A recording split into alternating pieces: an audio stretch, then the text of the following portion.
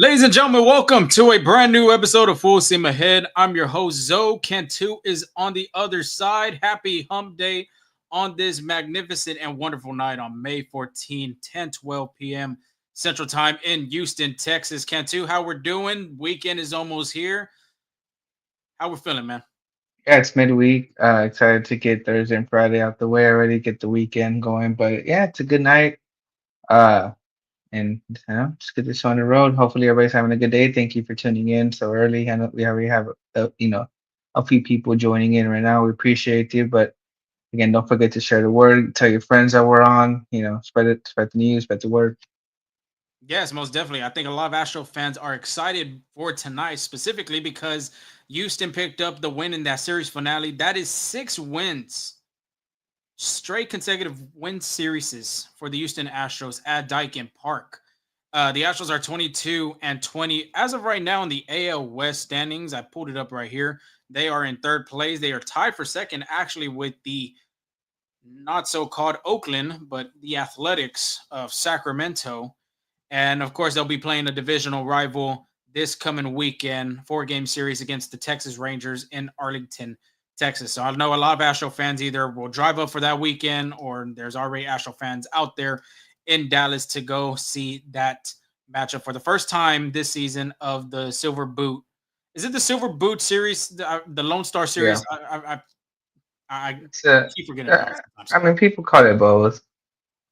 Yeah, I I mean, mean, it they, makes they sense. call it the Silver Boot, the Lone Star. I mean, it's pretty good. And the Astros have taken that award for quite some time already. But of course, Texas is going to be right there. Right now, Texas is dealing with a lot of injuries, man. I Yeah. don't know if you saw not Dolis, Corey Seager right now is on the IL. That is Oh wow, very I didn't see tough for that them part. to see. Yeah, that's very tough for them, especially a guy like that. Right now, too, Marcus Simeon's has just been struggling at the plate. Like I said, it's almost like I would say it's almost like Houston, but they're dealing with some injuries, and Texas dealt with the same thing last season. Just plagued by the injury bug last year. Of course, they couldn't go back and repeat for to earn a spot in that World Series to defend their title because they didn't make the postseason.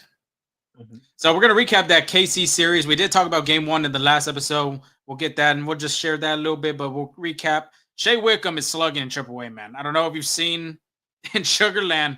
He's been hitting the ball damn well. We're gonna have a little bit more steps with that, with a little fun debate as well. Preview that Texas Ranger series. Update on Jordan Alvarez and around the horn if we could get to it. Angel, before we get started, let everybody know where they can follow us, where they can see us, and where they can hear us. Absolutely, you can find us on X, Instagram, TikTok, YouTube, at the app Full Steam Ahead. If you log into Instagram, that's FSA Full Steam Ahead. You can also find us on Apple Podcasts and Spotify Podcasts. But yeah, we're everywhere. YouTube as well, real big on that. TikTok, a brand new video about Colton Gordon's debut, what he had to say, prior to that. So yeah, turn on those notifications so you get the latest update from Full Steam Ahead.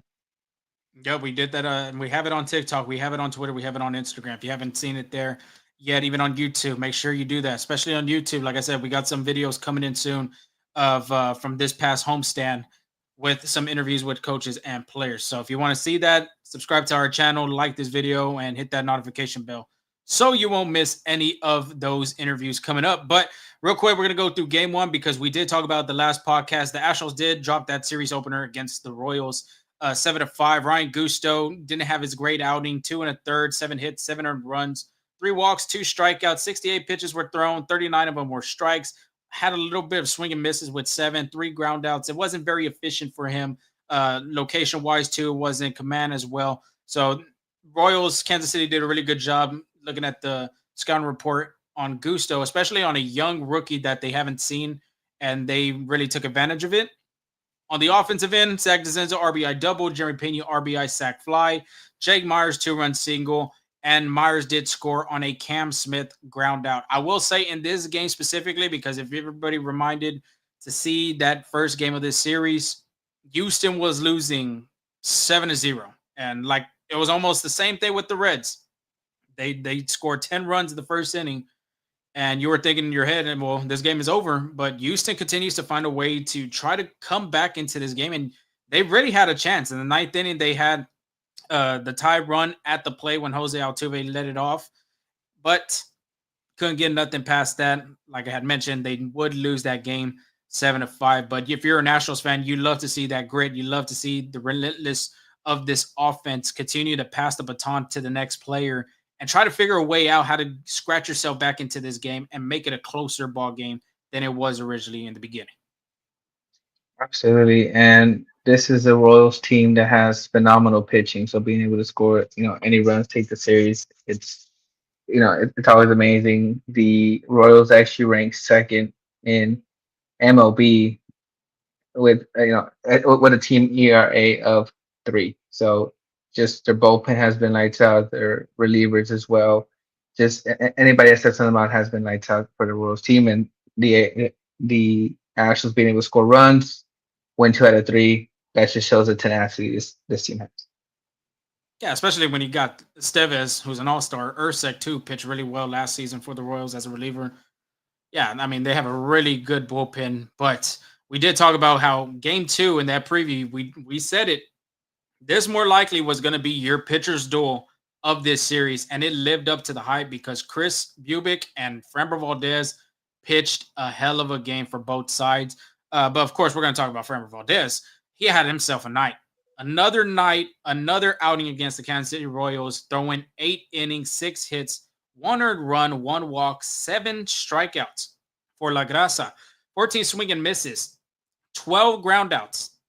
Big number right there, 12 groundouts, because we know he's a ground ball specialist. He induced 3 double plays. First 9 outs of this game were on 23 pitches. That's why Espada let him go to the 8th inning 22, because of how efficient he was with his pitches.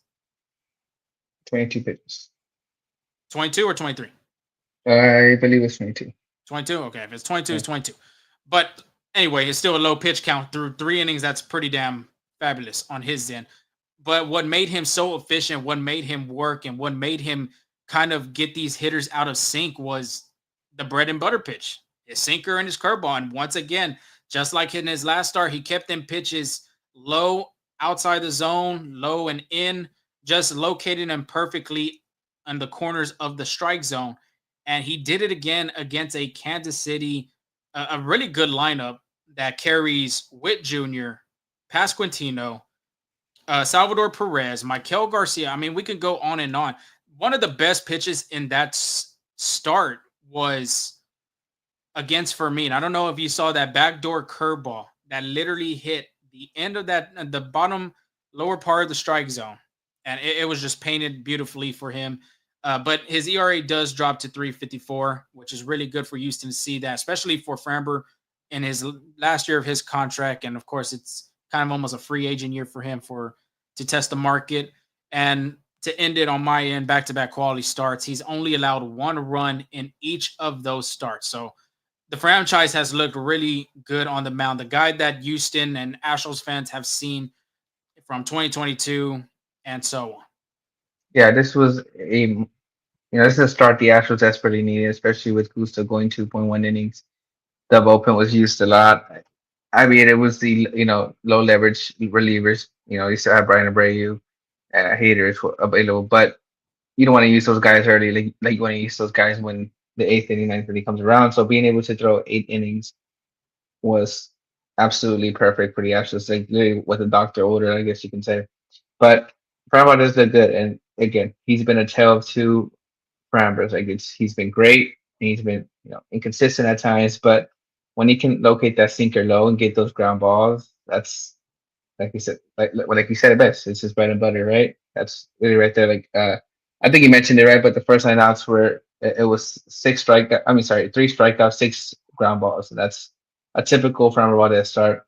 Now the Royals were being a little aggressive just because they know he's been struggling a little with that sinker, but he used that as to advantage by locating perfectly sounded sinkers to get the job done.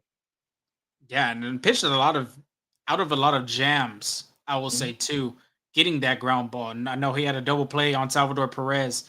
Hard hit to Isar Perez, who's been playing a good third base. And like I said, 3 double plays really helps out in them type of situations, especially with runners on first and third, second and well, not really second and third because there's no one to have that double play. But getting them getting that ground ball to get a double play, not to worrying about having to go get another batter, really helps him out and saves that pitch count. Not to mention as well. So Framber Valdez has looked really good in them last two starts. Lovely house can too. I mean, you see that Appreciate the it. house. I'm, Appreciate I'm it. telling you, it's a penthouse over there. I don't know how much money you be banking, but shit, we might have to go record over there. Okay. Yeah, I'm doing it. Anyway, offense real quick because, like I said, it was a very low scoring game. 2 runs the Astros scored, 1 run on Kansas City's part, and Jeremy Pena started it for the Astros with a solo shot to the Crawford boxes. The down part about this game for Houston's offense: 10 strikeouts as a team. That's not what you really want. Bubick did have 9 of those strikeouts, which credit to him because he really pitched a great game.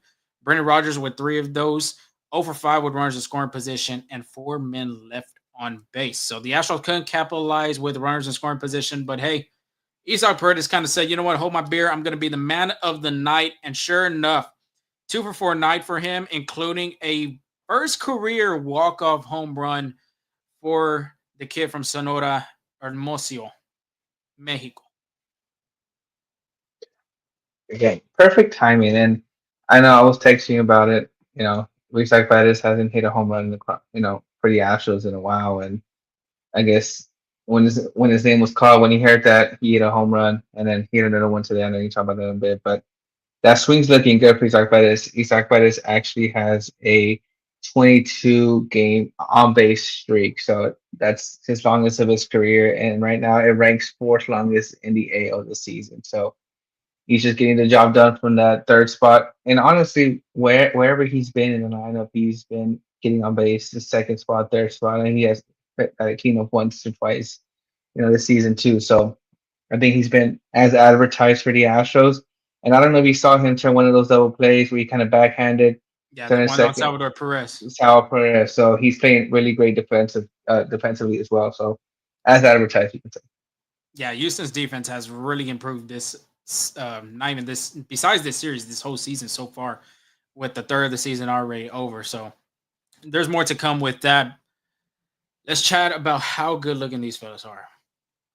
We appreciate it. We Yeah. appreciate it. Look at that stash that Angel has over there. For now. Uh, Game 3, the Astros would take that series finale, and it was a come behind win for Houston. Astros were losing 2-0 in the second already, but the offense continues to find, and I talked about in the beginning of that series, they chip away.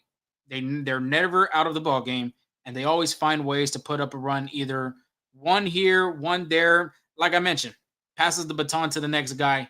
And sure enough, that's what Houston did. Solo home run for Paredes. That's 6 home runs for him this season. All 6 have come from Dyken Park. Crawford. So, like you had mentioned, Crawford boxes are just Crawford buckshot. it's just a Sorry. beautiful match for him and Dyken Park.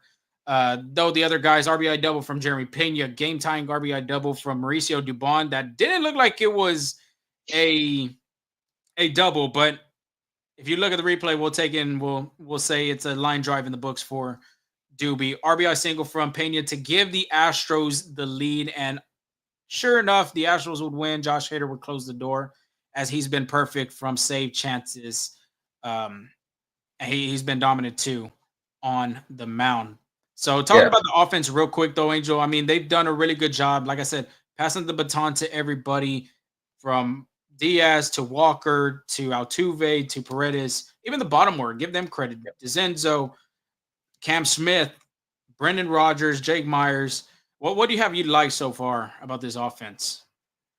I'd say that they, battled all 9 innings, like you said, is that no matter they're down 10-0, 7-0, 2-0, like they're gonna try to battle out there and get those at bats. And I just want to say about how important that win was for the Astros. So, like I said earlier, the this Royals pitching altogether, starting pitching relievers is ranked second in the major leagues.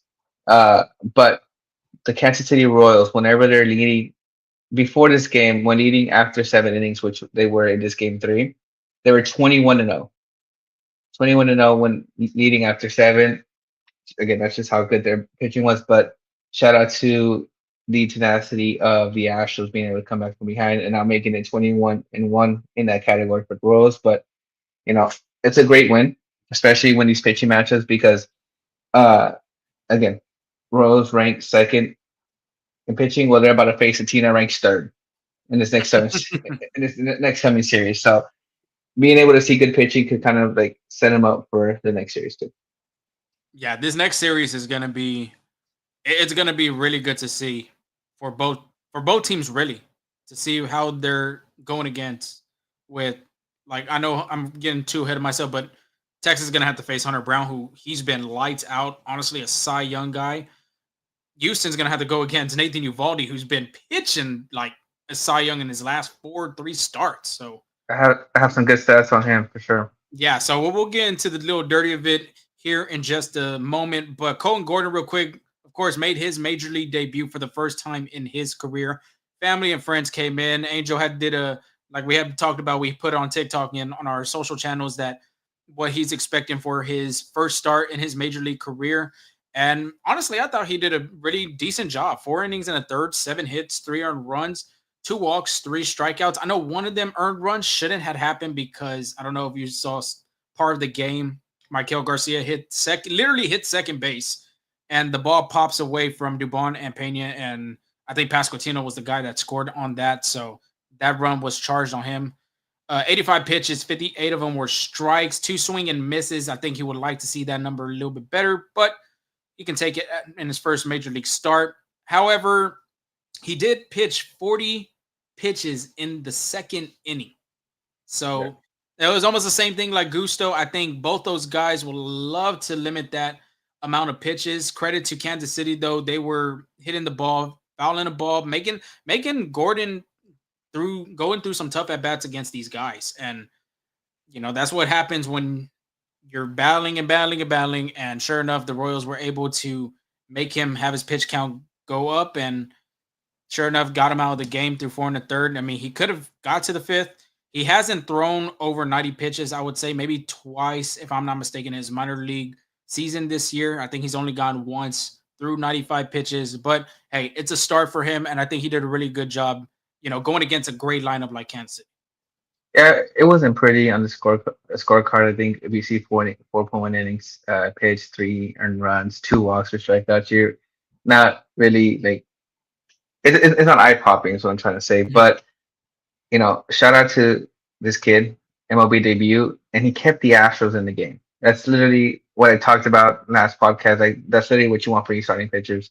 Guys like Lance McCullers coming back, just give the Astros a chance to make something happen. That's exactly what happened in this one. Limited to 30 runs. Astros scored all they needed was 4 runs, and that's exactly what they did to win the game. So shout out to Corbin Gordon, pitched great, right? First major league start, and could be could have one more start left in them during the 17 game stretch. We shall see what happens. Yeah, like we have mentioned already, that more than likely, I'm 99% sure that Houston's going to stay in a six-man rotation until they could finally get that day off. Gordon could be a key part of it. Of course, they could look at other guys with AJ Blueball. Ryan Gusto, of course, is still there. So it'd be interesting to see how Houston maneuvers this rotation down the road. So to finish off, overall thoughts. Oh, before we even get to our overall thoughts, you had shout out Colin Gordon. Let's shout out the bullpen as well. Sean Dubin really did a good job being in his first game back this season, an inning and 2/3, only giving up 1 hit, 3 strikeouts. Caleb Board threw a scoreless inning, got 2 strikeouts. Brian King got the win with an inning, a walk, and a strikeout. And of course, like I had mentioned, Josh Hader got the save, going an inning, a walk, a strikeout with his 10th save of the season. The Houston really racked up 7 strikeouts as a bullpen from Colton Gordon. Sorry about that. 3 strikeouts of the game. So shout out to the bullpen doing their job. And we've talked about and we preached on everything about this bullpen, how excellent and how spectacular these guys have been coming out in different types of situations and not being phased of having guys, runners in scoring position, like let's say for bases loaded or just coming in with no outs. So they just done a really good job so far this season. Absolutely. And I know a topic, but in this game three, the Astros only had 8 hits. 4 of them were for Jerry Pena alone, Yeah. like on that end. But I was going to get to that. It's yes, like this wasn't a pretty win for that, but the fact that they had production from the bottom of the lineup and Mauricio Dubon played big. He had two doubles and getting himself in scoring position for the top line to bring him in. That's really what the Astros have been needing. Getting that production. I know Jake Myers has done a really great job of that, but now you know what? He's been moved up the lineup. I think he was batting what six yesterday. Uh, Mhm. uh was he batting six today as Yeah, well? he was betting behind Yiner Diaz. So there you go. So that's not the bottom of the lineup anymore. It's like that seven, eight, nine guys need to produce, and the fact that Marshall Brown was able to do that was literally the difference maker this in game three. Yeah, not to mention too, Jake Myers is hitting 300 so far this season. He's been really hitting the ball really well this month of May. So since we're talking about the offensive part, let's finish off with overall thoughts. Jerry Pena stays hot, like you had mentioned, 4 for 4 day on Wednesday night's game, 7 game hitting streak now, 8 for 12 in this series with a double, a home run, 4 RBIs. He's hitting 315 so far this season. Pena has a 384 batting average this month. He's sixth in the American League. I think a lot of people had caught that if they were watching the game. The broadcast did show that in whenever he had brought the guy in to give the Astros a lead. And like I mentioned, sixth in the American League with that batting average this month. He's behind Jacob Wilson, Jonathan Aranda, Jake Myers. Jake Myers is on this list. Rafael Devers and Trey Sweeney's in front of him. You know who's behind Pena in this category though? Cool. Who's one of the hottest hitters in baseball as of right now? You probably would you. Nope, nope, nope, nope, nope. Aaron Judge. Oh He's yeah. hitting better this month than Aaron Judge. Aaron Judge is hitting like an MVP that he's 2-time MVP now. Could be going into a 3-time pretty soon if he continues to hit like this. So that just praises how much like well he's been hitting. And without Altuve, like I don't know if it would have been without him saying anything. Would the Astros have these many games like this?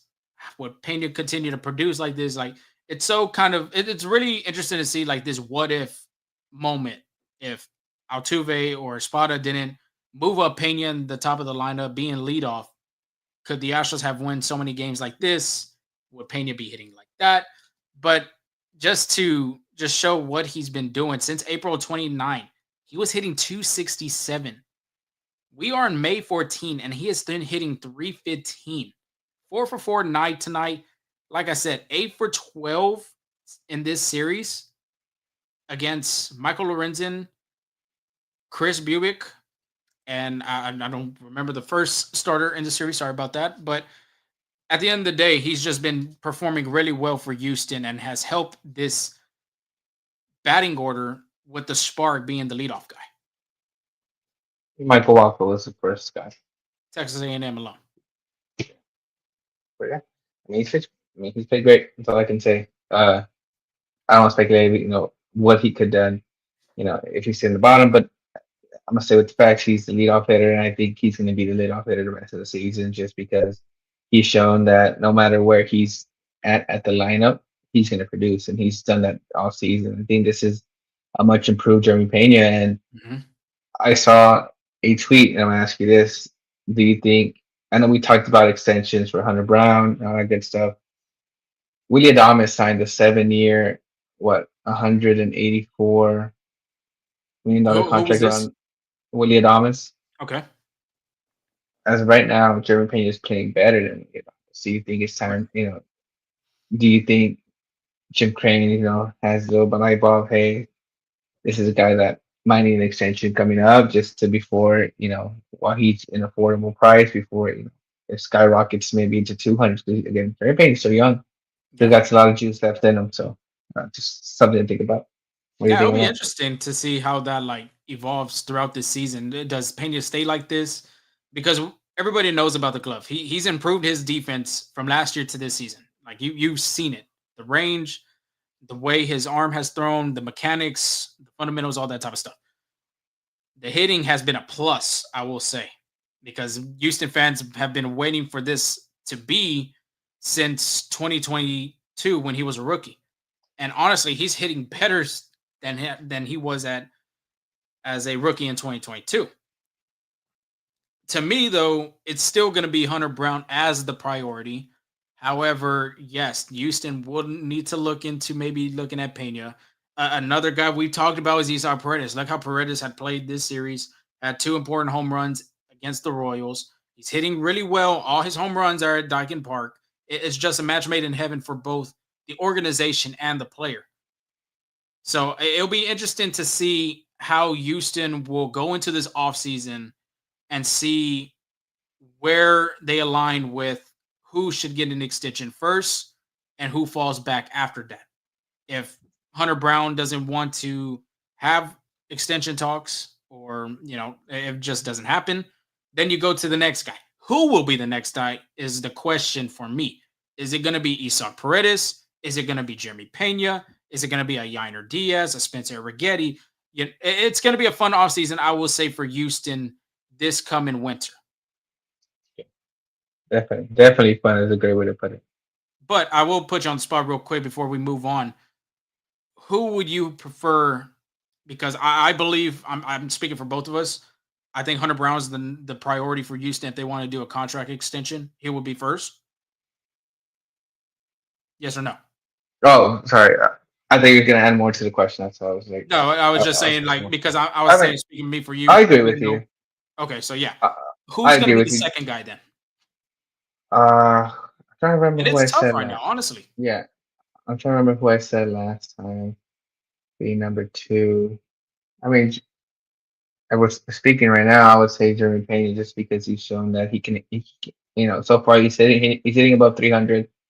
Has to play some pop. Good on the bases. Has that speed, and at the end of the day, shortstop, center field, catcher. Those are the three positions are the captains on the field, and I think he can fit in that role. Yeah, I'm just real quick wanted to pull up contracts and see where arbitration and free agency will be. So, yeah, not Yiner. Isar Paredes is He gonna has be 3 years. a yeah, he'll be an unrestricted free agent in 2028, and Jeremy Pena will also be an unrestricted free agent in 2028. So both of them are similar.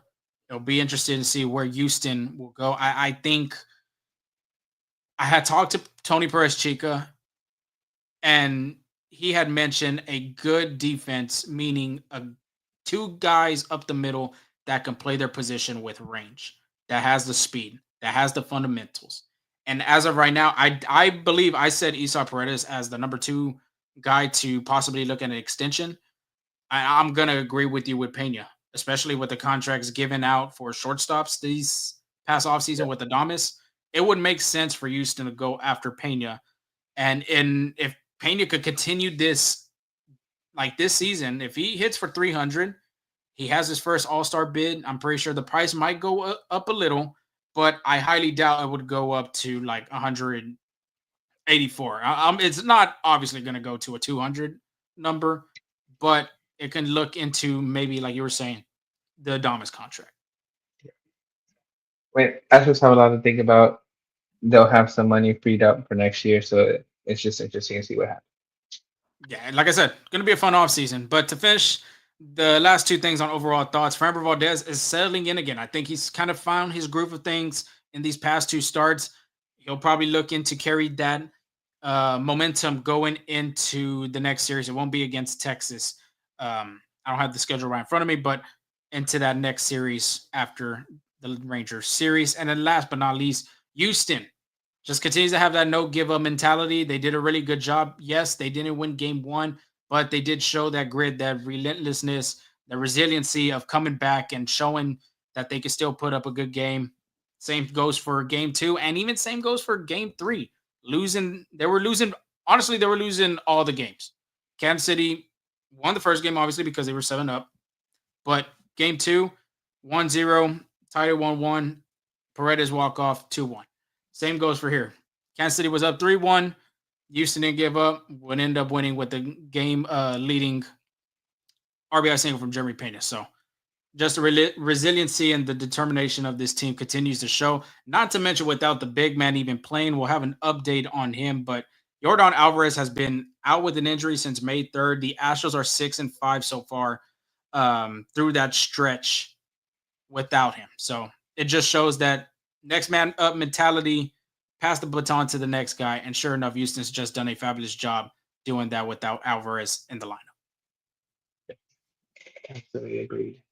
So moving on real quick to Shea Whitcomb before we get to that pitching preview, because he's been raking in Sugarland with the Space Cowboys, and Whitcomb had a day too today, just like the Astros had a walk off yesterday with Isak Paredes. Whitcomb had 2 home runs, including a walk off for the Space Cowboys today. And Shane Whitcomb in his last 16 games, he's hitting 369, 5 doubles, 8 home runs, 14 RBIs, 4 stolen bases, 7 walks, and an OPS of 1261.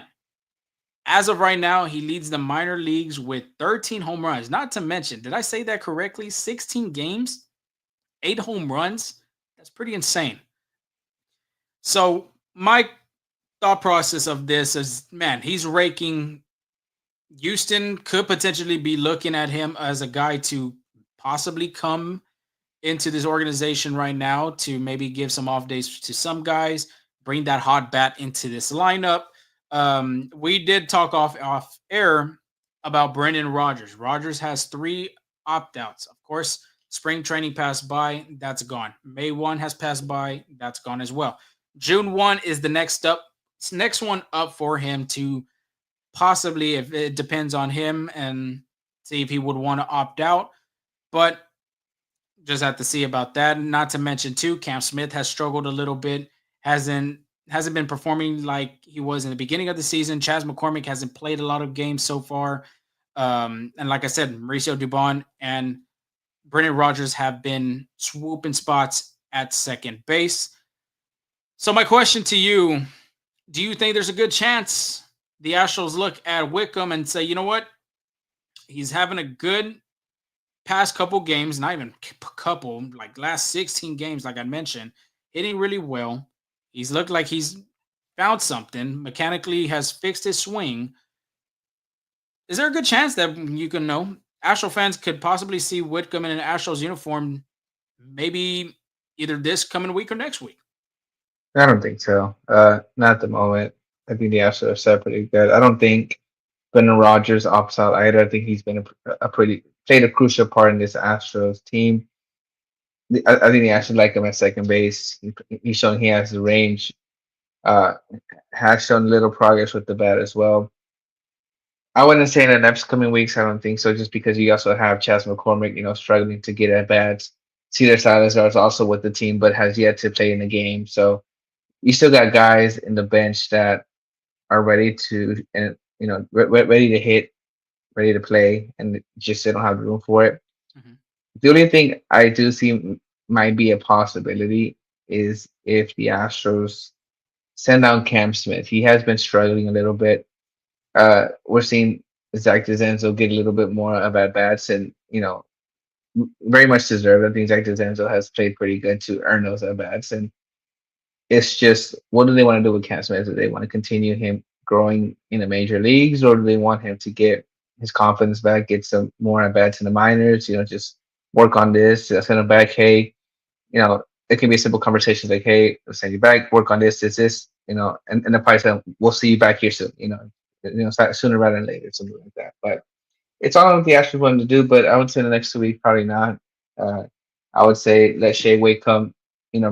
I'm sure right now he's playing with swag, playing with confidence. We'll let Shea Wade come continue to progress, get those at bats, fix whatever, enhance those mechanics, work on continue working on what's working for him, and then just so he can be major league ready when that time when his number does get called. But as of right now, I don't see him in the roster yet.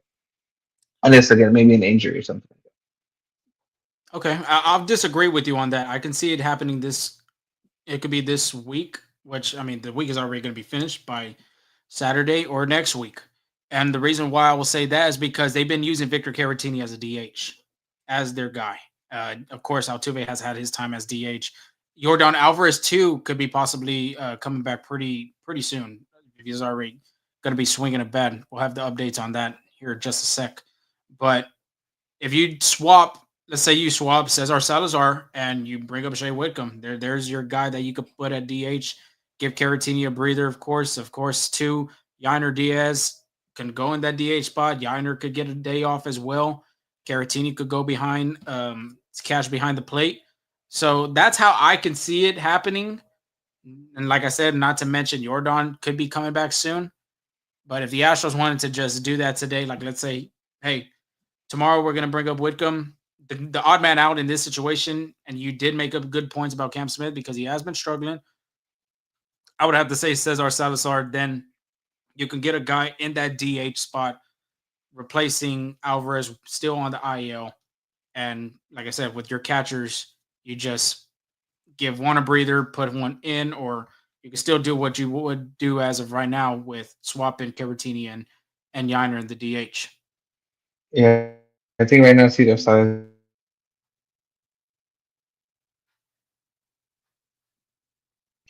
best option for the Astros.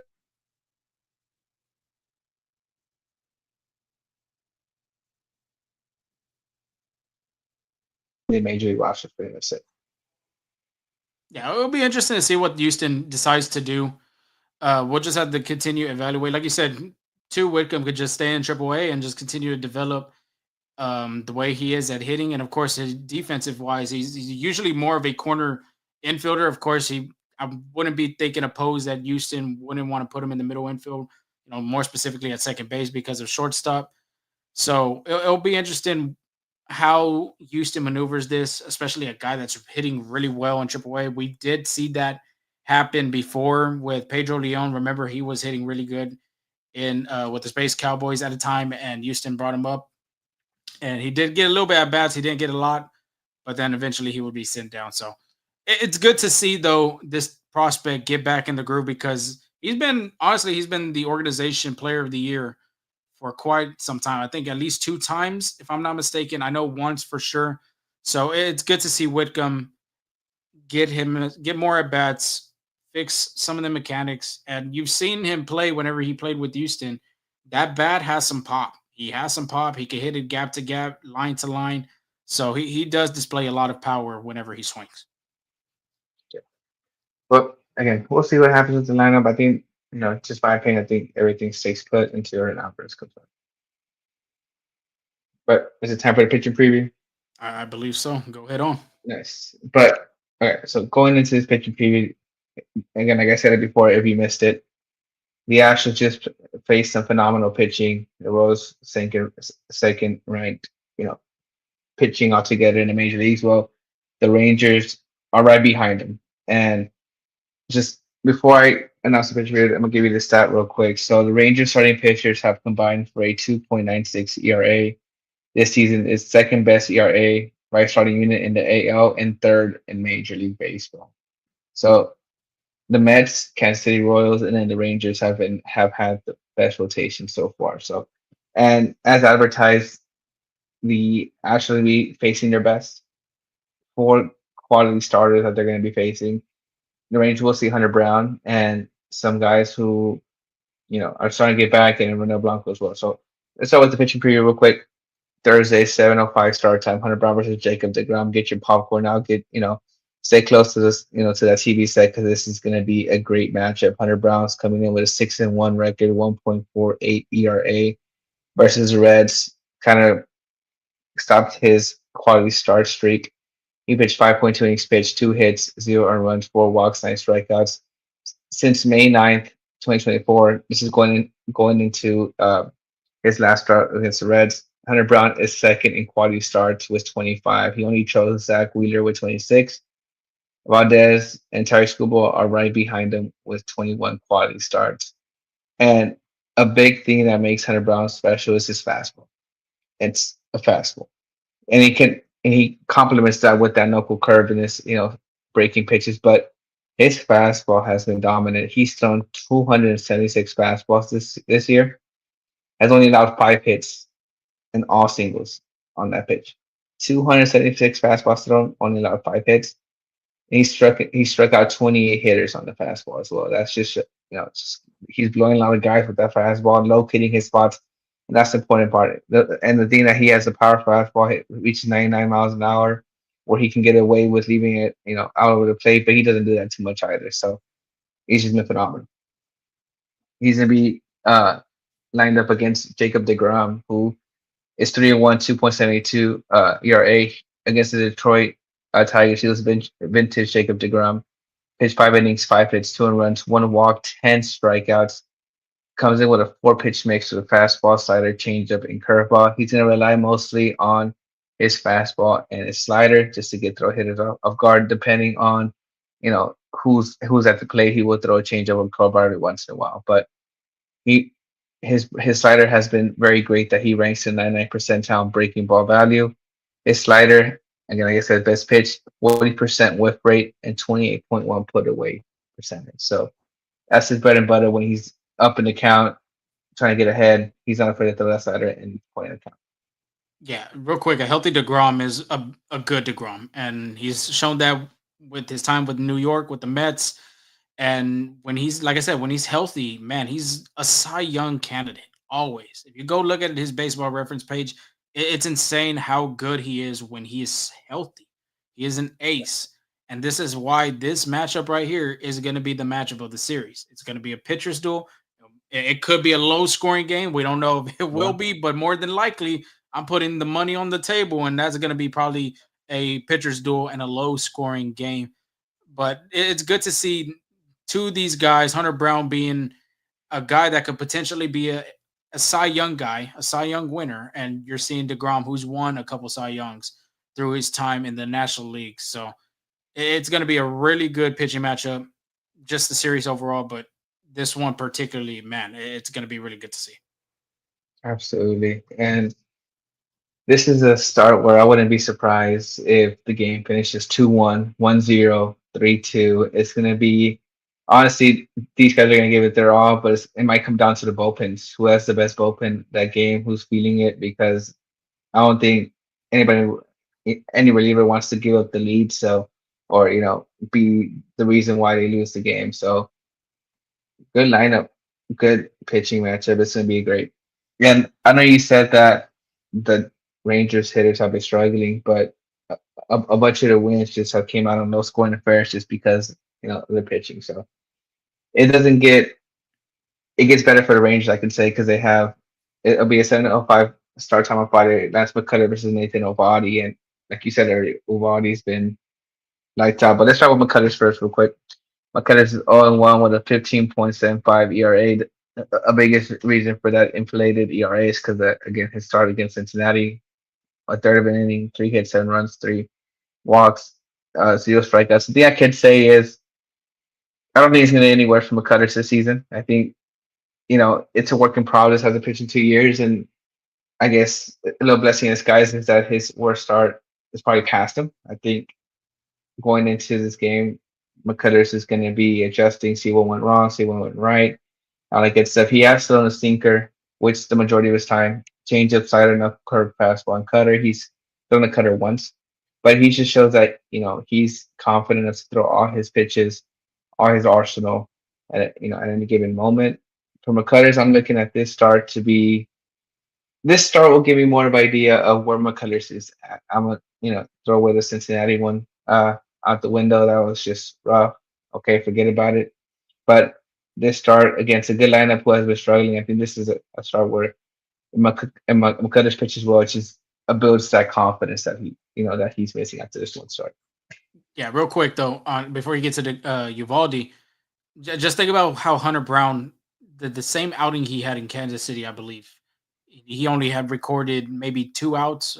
I forgot. I'm still confident that it was against Kansas City, but he did have an outing of only getting 2 outs, and then look where he's at right now. I'm not trying to compare Hunter Brown and McCullers as the same pitcher, though they do have that mentality, that confidence, that dog inside of them that's going to come out there and compete regardless of what the stat line was in his last start. So I agree with you. This is probably the worst start he's going to ever have in his career. Flush that away, you're going to see a different guy, especially in a rivalry game against Texas. It's going to be different for him. Absolutely. I feel like when the lights are bright, McCullers tends to show, and that's why he's pretty big in the playoffs as well. So we'll see how it goes there. But he'll be facing off against Nathan Uwadi, who's 4-2 with a 1.78 ERA. When I was looking at it at his stats. I'm surprised he's lost twice.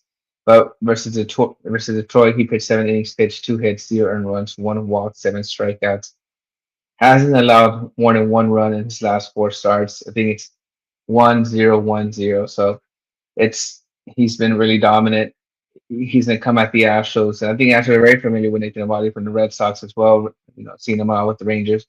Comes out with a split finger, which pitch he's throwing the most: fastball, curveball, cutter, and slider. And the thing is, he's gonna be attacking the zone. Nathan Eovaldi is not shy of that strike zone, and he's gonna get most of his outs in that strike zone. He's in the 100 percentile, not 99, not 98, 100 percentile in pitching run value and fastball run value. That's just great how that split finger has been and that fastball has been. 95 percentile on run value percentile and breaking as well. Since opening day, yeah, he's had 9 starts in opening day. He's only allowed 4 walks all season in 9 starts, 4 walks. So Astros hitters know he's going to be coming attacking them. Honestly, I think Nathan Vardy has the mentality like they say, I'm gonna strike everybody out, right? That's literally his mentality. He's like, I'm gonna strike everybody out. I'm gonna throw my pitches in in the strike zone just because I'm sure he thinks my pitches are better than what they can hit. So lots of confidence coming from I guess both ends of the mountain. Yeah, you've already, like you mentioned, his time with Boston, but I mean, even with Texas now, the Astros have seen him a lot, especially in 2023. You remember, and obviously facing the Rangers, of course, division games and all that, but in that ALCS, they've seen him a lot, and then 2024, they've seen him as well. So Houston has a good plan on him. Uvalde has a good plan on Houston hitters. Of course, this lineup is very different from them past 2 years. Yeah. No Alex Bregman, no Kyle Tucker. There's a possibility that Jordan Alvarez might not play. We don't know the diagnosis and the all that type of stuff that Houston could potentially bring him off the IL. So we'll have to see with that. But I do have a trend here, real quick. I mean, it's not a lot. It's nothing to just think like, oh, it's going to happen. But Uvalde does typically struggle in his first starts against Houston in the beginning of the season. Um, well, no, actually, take that back. He did really well in 2023, 7 innings, 2 hits of no earned run baseball, 4 walks. And in the second start of 2023, the Astros got to him with the inning and a third, 5 hits, 4 earned runs, 2 home runs were given, 1 walk. When you go to 2024, which I had it right here, just loading real quick, it was the opposite. So the first start against Houston last year, 6 innings, 8 hits, 5 earned runs, gave up 2 home runs. And then Houston would see him in July, 7 innings, 8 hits, 1 earned run.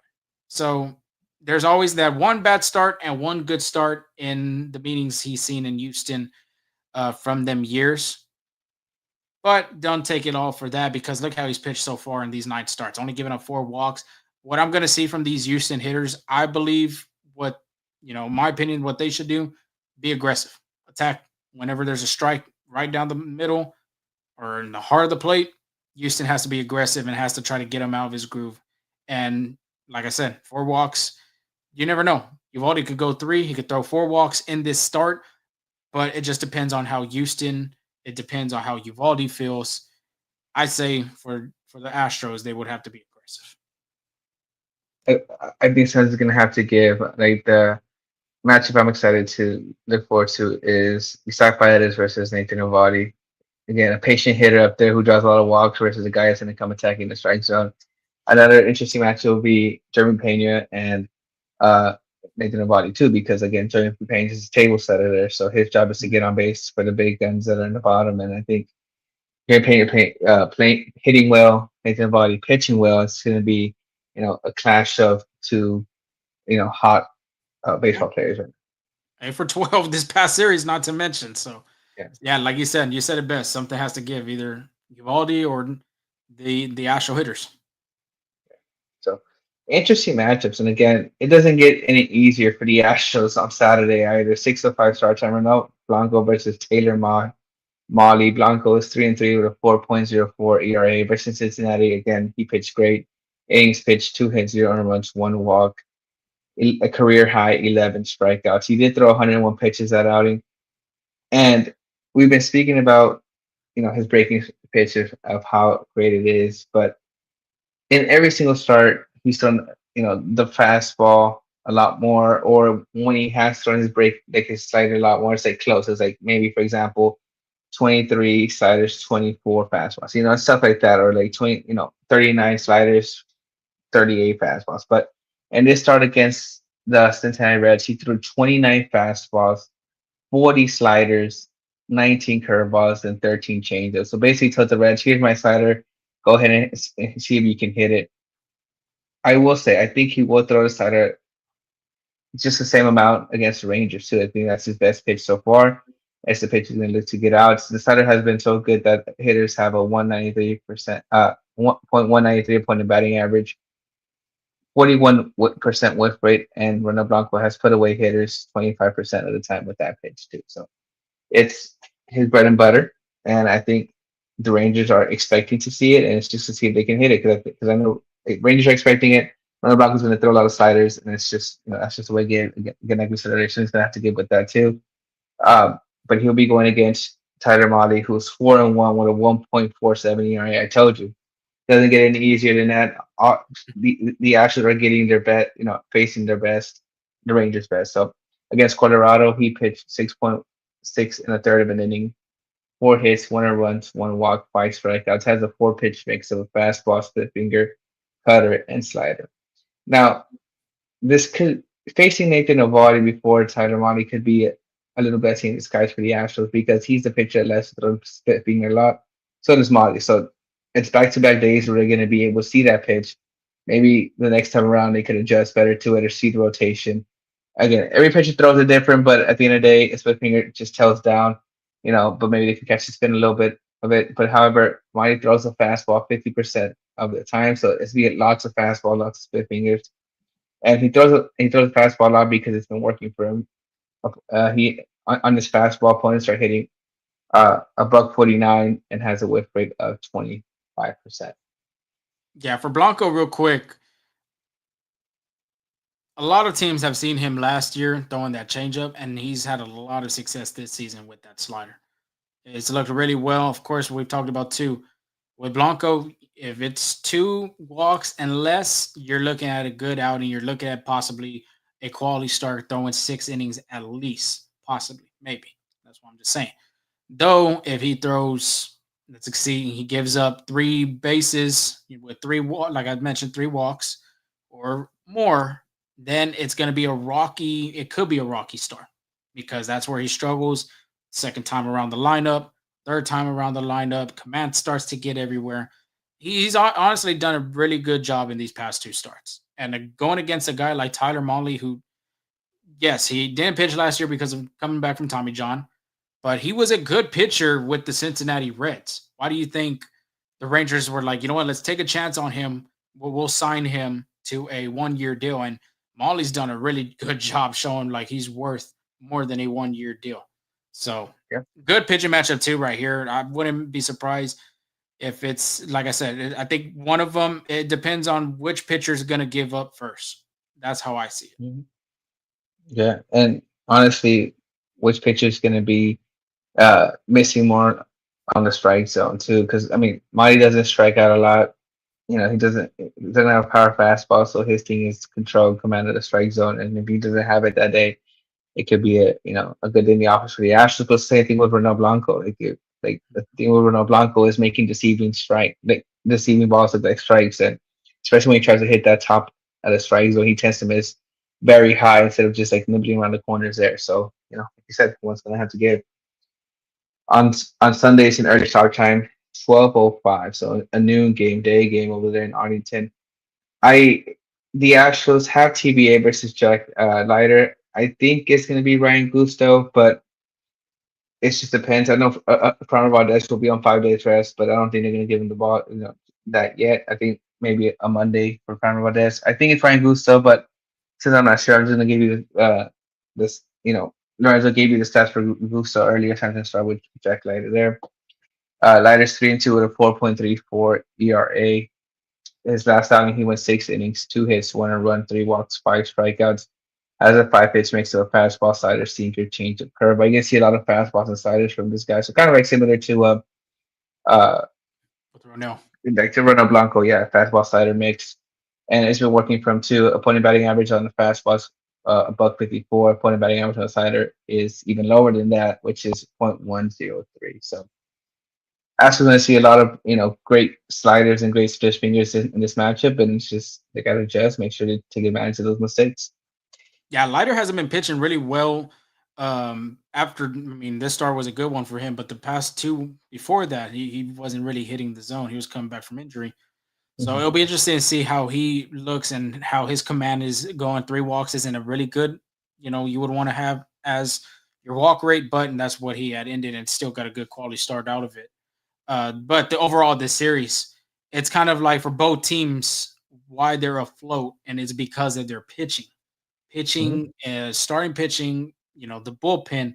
That is why both teams are where they're at. I mean, Texas is not far from the Astros. They are 23 and 21. The Astros are 22 and 20.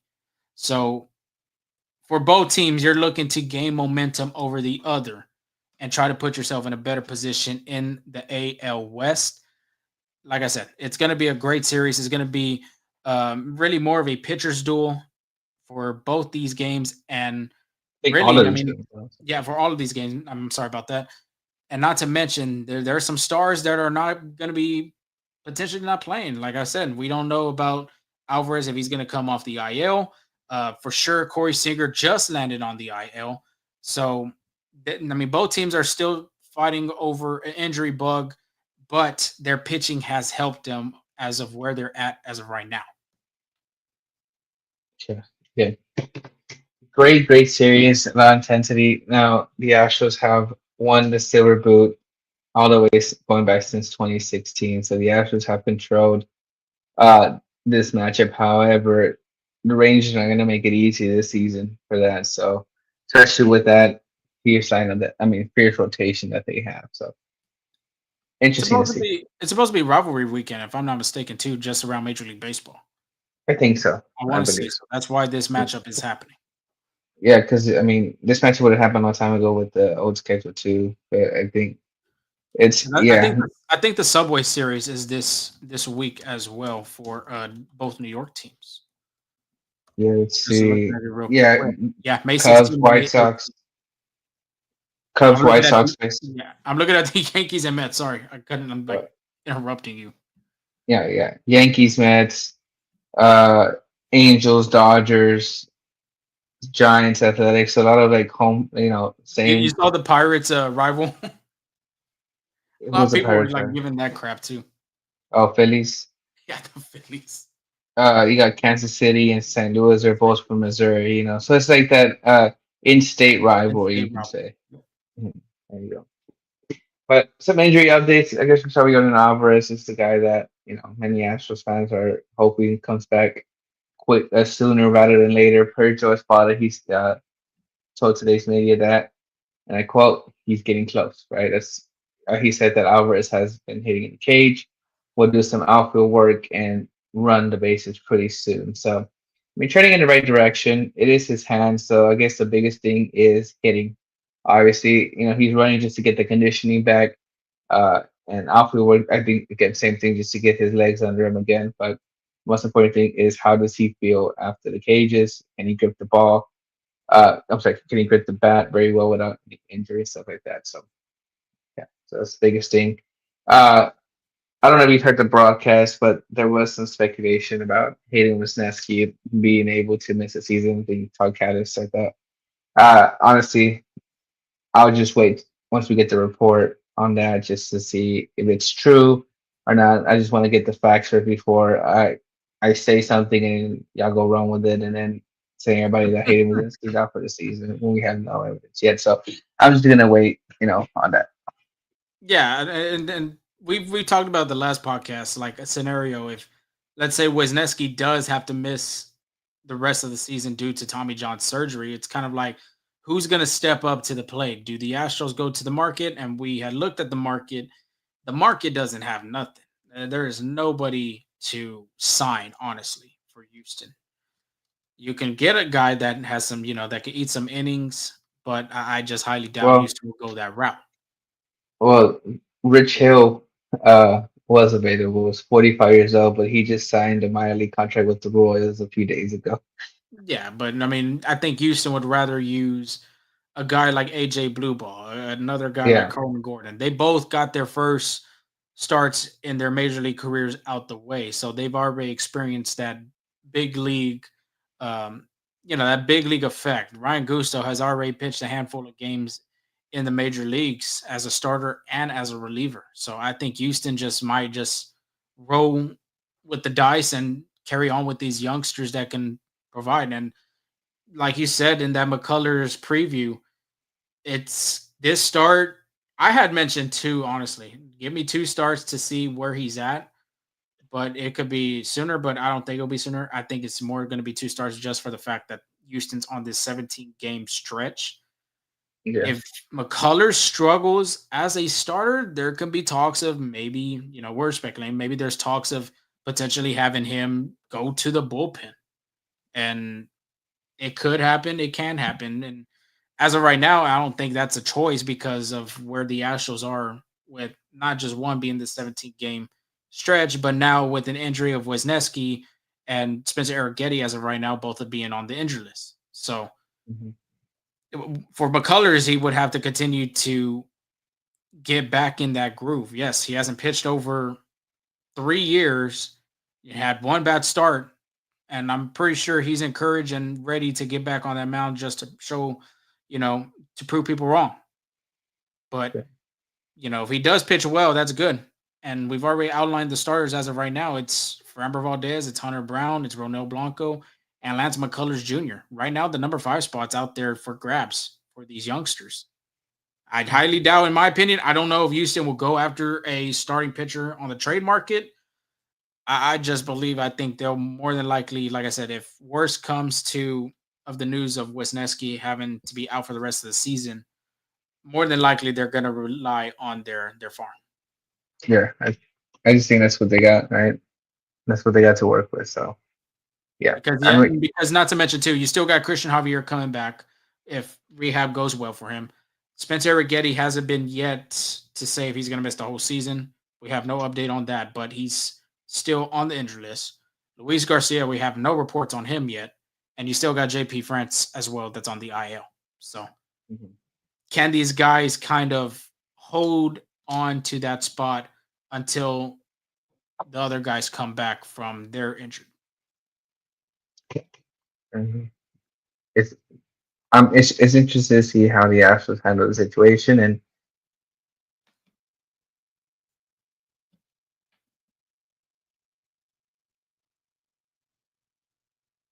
Oh, I thought you froze. You froze for a second. I was like, oh shoot, didn't know if you were here still.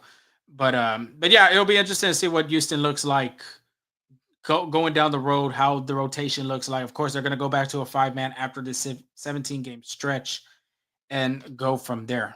But of course, like we've always talked about, you can't have enough pitching in your rotation, in your bullpen, anything like that. You can't have enough pitchers because pitching is like big in this game, especially if you don't know what's going to happen in the later of the season. Because 162 games, not everyone's going to be healthy throughout that time. Some will, some won't. But it shows yeah, right there. Right now, Houston's dealing with two starters that are injured, and they still got guys coming back from the IL pretty soon.